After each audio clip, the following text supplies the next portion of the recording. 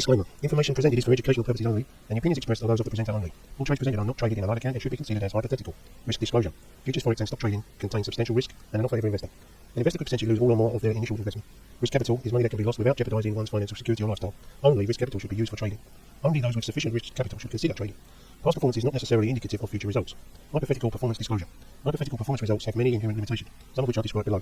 No representation is being made that any account will or is likely to achieve profits or similar losses to those shown. In fact, there are frequently sharp differences between hypothetical performance results and the actual results subsequently achieved by any particular trading program. One of the limitations of hypothetical performance results is that they can generally be prepared with the benefit of hindsight. In addition, hypothetical trading does not involve financial risk, and no hypothetical trading record can completely account for the impact of financial risk of actual trading. For example, the ability to withstand losses or to adhere to a particular trading program in spite of trading losses are material points which can also adversely affect actual trading results. There are numerous other factors related to the markets in general or to the implementation of any specific trading program which cannot be fully accounted for in the preparation of hypothetical performance results, and all which can adversely affect trading results.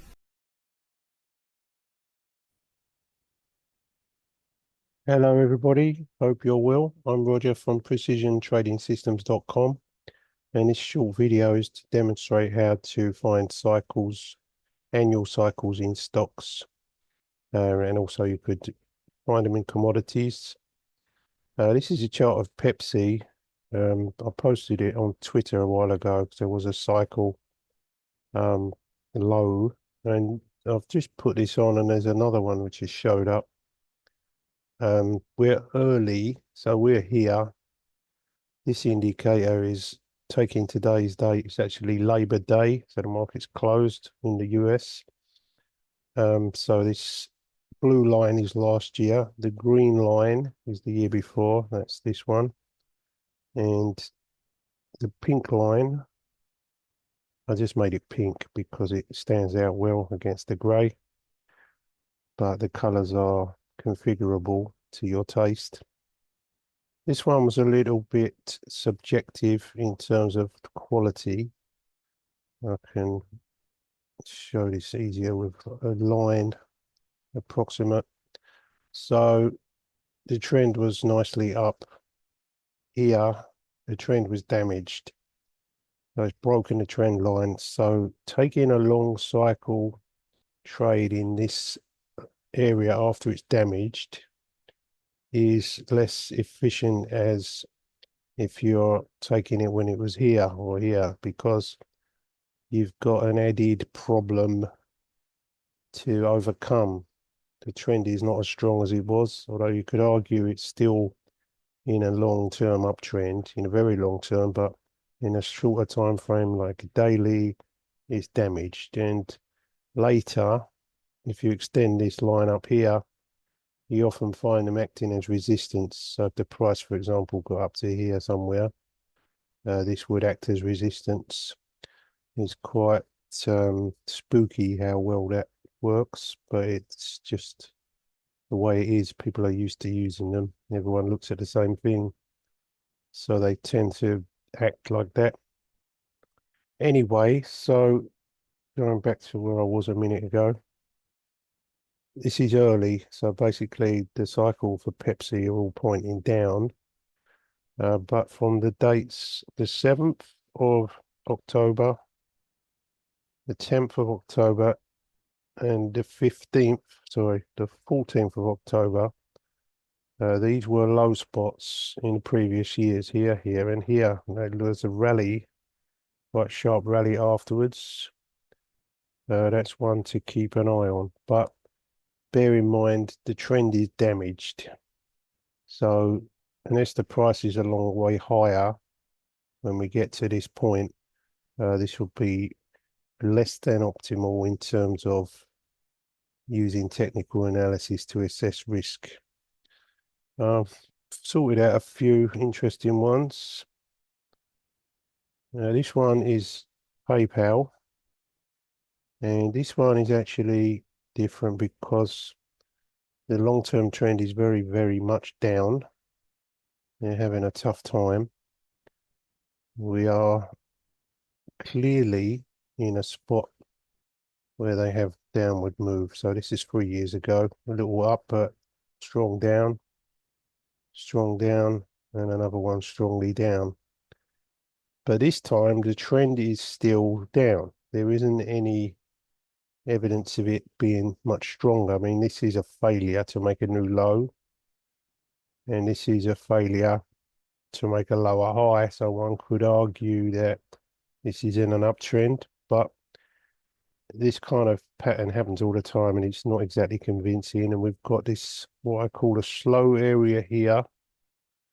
So basically the buyers and sellers were equally matched in this spot, and the sellers won the fight. Down it went. When it went up again, it was strongly rejected and there was a big gap down. So my personal kind of take on this is that it's not going to get above here very easily. And it's not impossible, but it's not very likely in my opinion. So this one is a very clear example. Let me find another one. I sorted out a few for you. 3M. So this one's different because again we have a conflict. So the cycle is telling me down, down, and down. This date last year, Labor Day, 2024, 23, 22, 21, down, down, and down. But this time, if we look at the technicals, just a quick look, I'm not claiming this line is drawn precisely correct, even though it's hitting 3 spots. It's clearly broken. So basis of this line, this is an uptrend now. However, the cycles are saying that something happens this time of year where it sells off. 3M sells off at Labor Day. But we've got a huge move up here.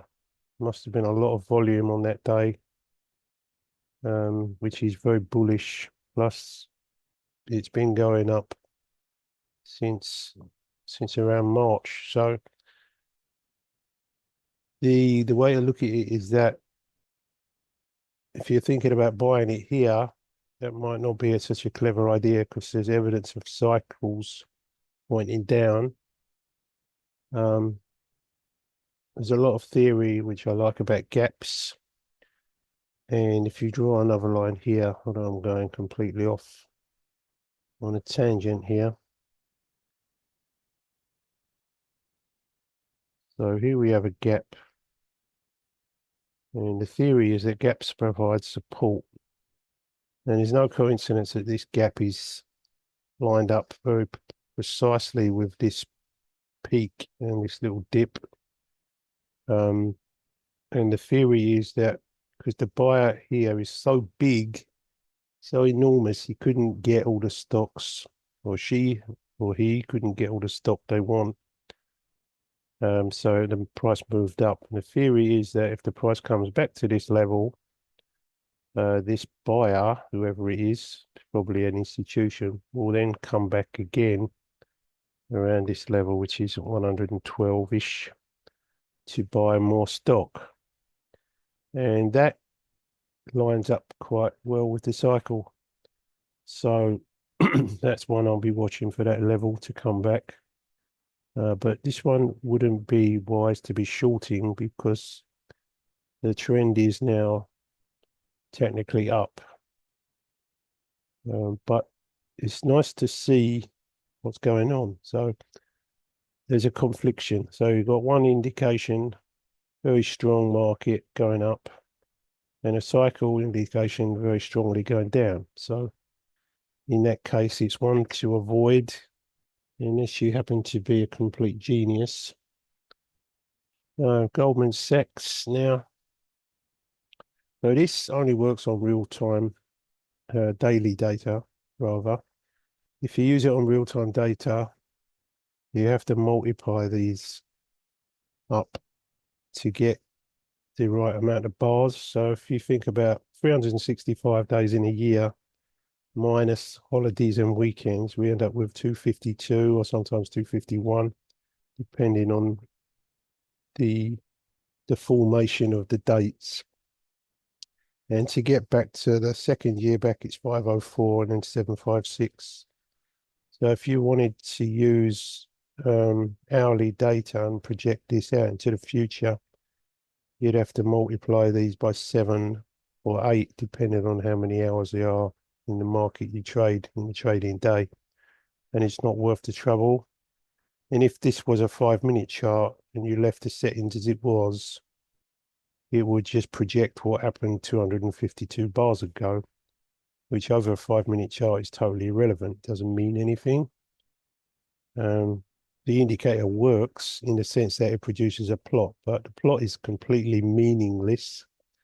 And I've written about this extensively on my site, and I've had a lot of people trying to think that they can use it on 5-minute charts and it will work, and it won't. It doesn't do anything, just makes pretty lines, and doesn't matter how much I explain it, people don't read and they get misconceptions.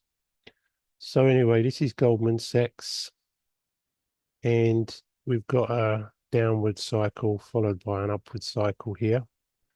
Looks pretty clear. So this would be one I would avoid buying here and be looking to buy somewhere about here if I was in the mood to buy it, which I'm not. And then if we look at Nike,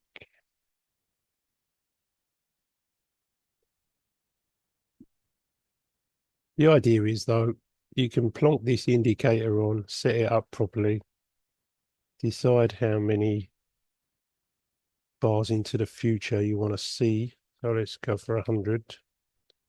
And the highlights will then grow. So this is now 100 bars. Makes the plot somewhat more confusing. It's probably not worth doing because you can start to feel a little bit confused seeing all this. But if you just focus on the first 30 bars or 40 or 50 bars, I'll just move it out of the way. So there, it's pretty clear that Nike tends to go down this time of year. And if you back that up with other technical analysis, we have a big gap down, and where this was an old support point, which is now becoming a resistance point. So this would be a very, very strong cycle to look at because the technicals are also saying it's going to go down.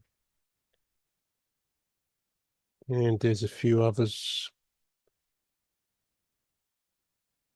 The MCSA. Most of the time, looking at these, just thinking about what I'm saying, I'd say maybe 20% of them that you look at, you'll see something. A lot of the time, though, there's nothing because the 3 different years will be pointing in different directions, which means you can probably just ignore any of the cycles because they're not annual cycles.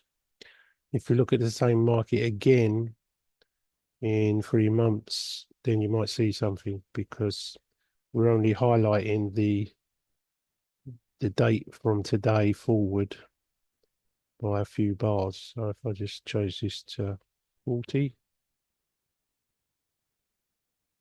but it's an at-a-glance method to clearly see cycles without having to sit there and go, right, today's date is here, and then we're going to go up a little bit. And there's Labor Day, and then it goes down. And it's all very slow, but this one you can just look. Okay, down, down, down. This one looks good. Then you can do your rest of your technical analysis to decide whether it's worth doing. Maybe plot some of your favorite indicators. So if I find one that's not doing anything, Apple, I think, was doing nothing in terms of cycles. So it starts off up, 2 ups and 1 down. So it's not really much to look at. Pink one's going higher eventually. The blue one's down. The green one's down more. So I wouldn't take any notice of that at all. And that's how it works. If you've got any questions, you can either leave a comment. I'll try to reply to that, or you can send me an email, precisionts@gmail.com, and I'll get back to you as soon as possible. I've just seen one more I've written down on my scrap of paper here. Can't remember why I wrote it down.